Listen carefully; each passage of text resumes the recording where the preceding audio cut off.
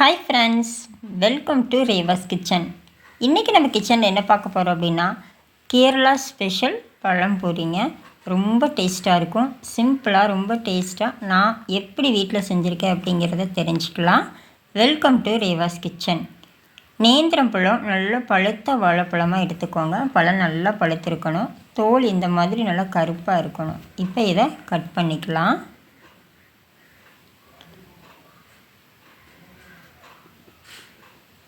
ரெண்டு பக்கமும் கட் பண்ணிவிட்டு தோலை நல்லா உரிச்சிட்டு பஜ்ஜிக்கு போடுற மாதிரியே சின்ன சின்ன பீஸாக கட் பண்ணி எடுத்துக்கலாம்.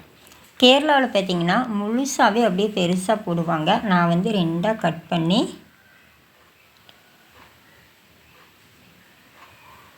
வட்டமாக சின்ன சின்ன ஸ்லைஸாக கூட நம்ம அப்படியே இது பண்ணிக்கலாம். ஆனால் நான் இந்த மாதிரி இந்த சைஸில் கட் பண்ணி எடுத்துக்கிறேன். பழம் நல்லா பழுத்திருந்தால் தான் பஜ்ஜி சாப்பிட்றதுக்கும் நல்லா டேஸ்ட்டாக இருக்கும்.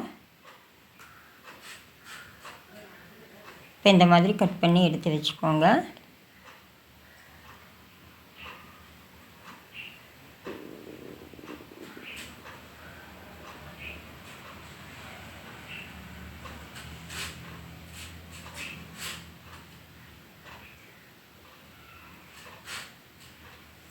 இப்போ பாருங்கள், இந்த அளவுக்கு கட் பண்ணியாச்சு. இப்போ இதுக்கு ஒரு மேல் மாவு நம்ம ரெடி பண்ணிக்கலாம்.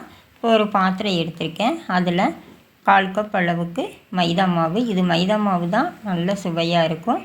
தேவையான அளவுக்கு உப்பு, 2 டேபிள் ஸ்பூன் அளவுக்கு சர்க்கரை. நான் வந்து கொஞ்சம் கலருக்காக கேசரி பவுடர் இருந்துச்சு, அதை சேர்த்துக்கிறேன்.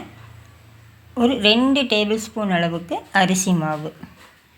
இதெல்லாத்தையும் சேர்த்துட்டு நல்லா கலந்து விட்டுட்டு கொஞ்சம் கொஞ்சமாக தண்ணி ஊற்றி பஜ்ஜி மாவு பதத்துக்கு நம்ம கரைச்சி எடுத்துக்கலாம்.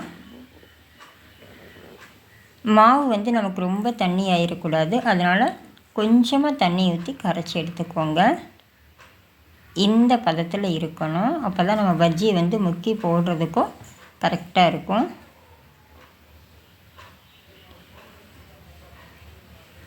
இப்போ ஒரு பாத்திரத்தில் கொஞ்சமாக எண்ணெய் ஊற்றிருக்கேன். எண்ணெய் நல்லா சூடானதுக்கப்புறமா ஒவ்வொரு பஜ்ஜியாக நம்ம விட்டு எடுத்துக்கலாம். இப்போ எண்ணெயும் நல்லா சூடாயிருச்சு. உங்களுக்கு தேவை அப்படின்னா கொஞ்சமாக சோடா உப்பு சேர்த்துக்கோங்க. சோடா உப்பு சேர்க்கும்போது பஜ்ஜி நமக்கு நல்லா உப்பி வரும். பாருங்கள், சூப்பராக வந்துச்சு. சாப்பிட்றதுக்கு உண்மையாலுமே அவ்வளோ சூப்பராக இருக்குங்க.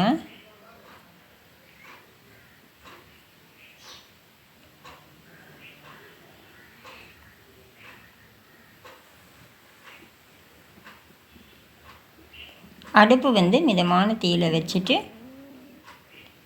ஒரு 3-4 போட்டு எடுத்துக்கலாம். இப்போ பாருங்கள், நல்லா மாவெல்லாம் ஊட்டி சூப்பராக வந்துடுச்சு. இது கூட கட்டன் சாயன்னு சொல்லுவாங்க கேரளாவில். அது ஒரு கப் வச்சு சாப்பிட்டோம்னா உண்மையிலுமே அவ்வளோ பிரமாதமாக அருமையாக இருந்துச்சு. நம்ம ரெகுலராகவே நம்ம வீட்டில் பஜ்ஜி போண்டா செய்வோம். இதே மாதிரி நேந்திரம் பழம் வச்சு உங்கள் வீட்லேயும் இந்த ரெசிபியை கண்டிப்பாக ட்ரை பண்ணி பாருங்கள். லைட்டான அந்த ஸ்வீட்னஸோடு சாப்பிட்றதுக்கு ரொம்ப நல்லாயிருக்கும்.